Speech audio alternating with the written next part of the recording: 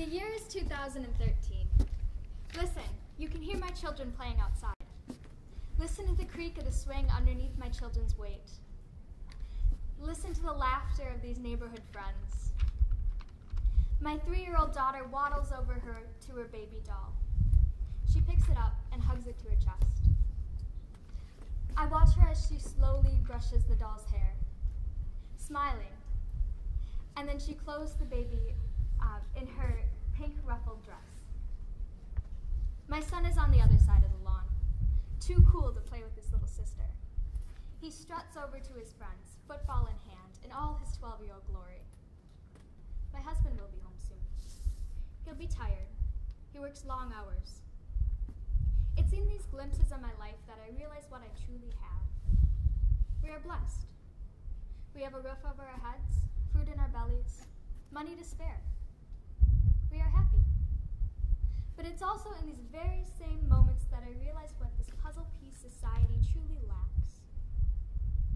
Something is missing in a society when my son comes home from school with tales of a boy who lives with ridicule, simply because he is labeled as feminine. There's something missing in a society when my daughter shies away from the Legos, from the sports, choosing instead to confine herself in the pink aisles of the toy store. There is something wrong when my sister, a talented engineer, makes less than her male counterparts. Something went awry in any society when a woman is told she is subordinate to a man, that testosterone makes a person inherently superior. There will be no equality. This puzzle will never be complete, this puzzle that we call society, until halfway around the world, a woman is given an education and is treated with respect. My son and daughter's generation is faced with a daunting task. They must fill in these gaps in society, these gaping holes of inequality. They must forge the pieces of this patchwork puzzle of equality that we lost so many generations ago. I just hope the rest of the world will join them.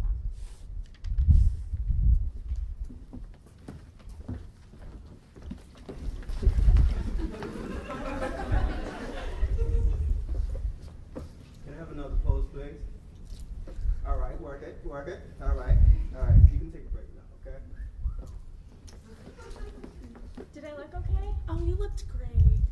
Will this picture work? It'll be fine, I guess. There's always Photoshop. Excuse me? Darling, they always use Photoshop. How do you expect the pictures to look so great? What? We always edit our cover girls. You didn't think anyone looked that perfect in real life, did you? Can't you use an actual person? Aren't regular girls good enough? Well, people want to see someone beautiful, not a normal person. Next model, please. All right. Stop. Did you know that you're not actually going to be in this picture? What? They're just using you as a body that they can edit. No, that's not what we're doing. We're just Media always tries to tell us that there's this standard of beauty that we should all try to obtain. But in reality, even models can't obtain this, and their editors are always trying to change them. The media does not need to dictate how we act, what we should wear, or who we should be. No matter which gender, we can do what we want because we are individuals despite what society deems true.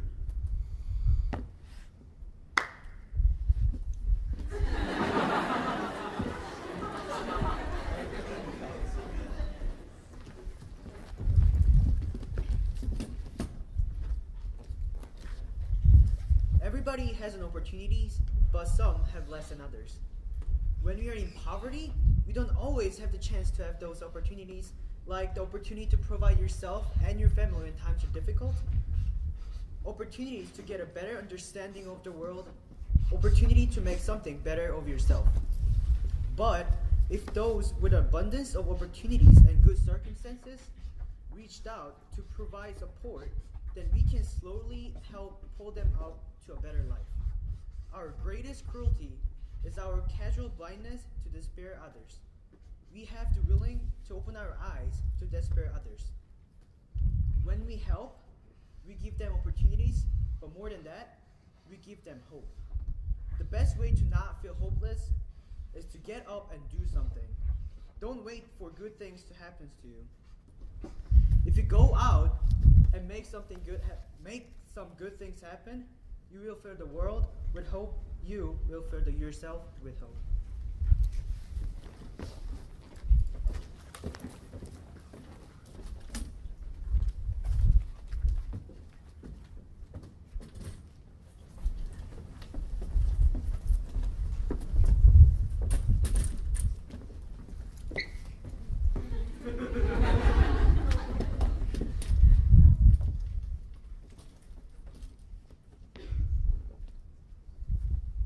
I've always grown up in a world where I've been told that racism, sexism, and all other forms of social injustice are just another part of our world.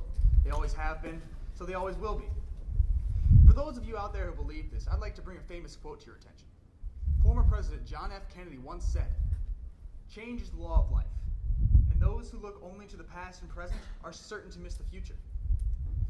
With this quote, I'd like to take some time to look back at some American history.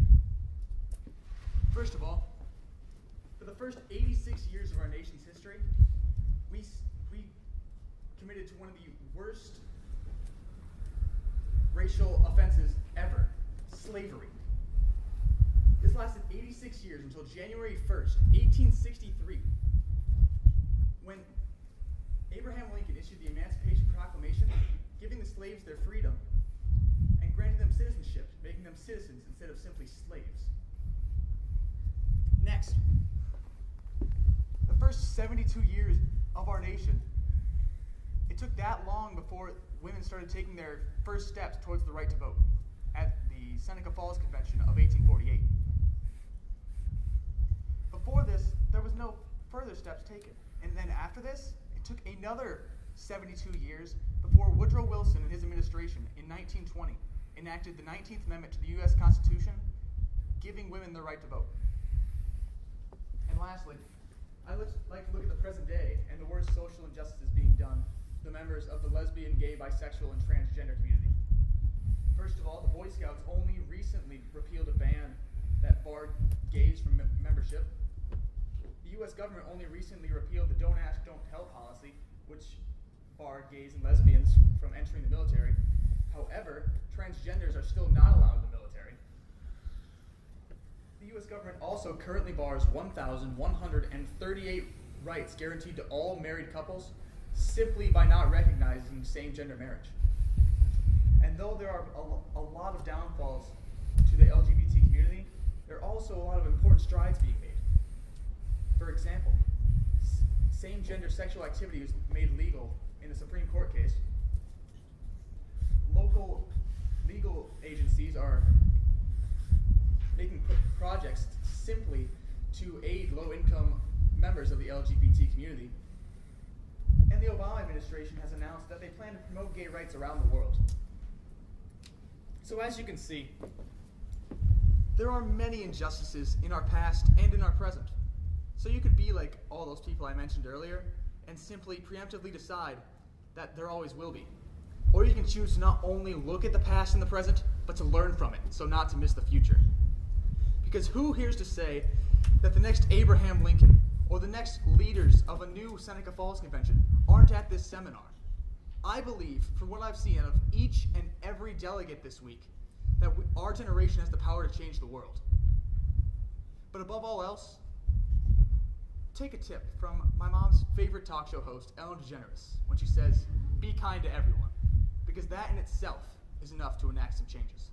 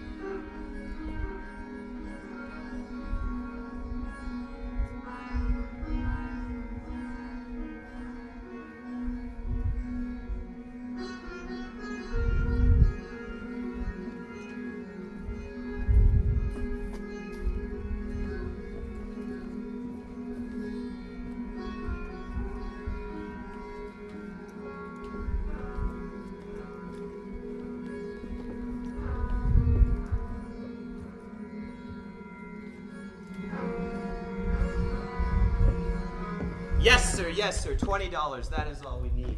But one more time. Must you hurt our pride?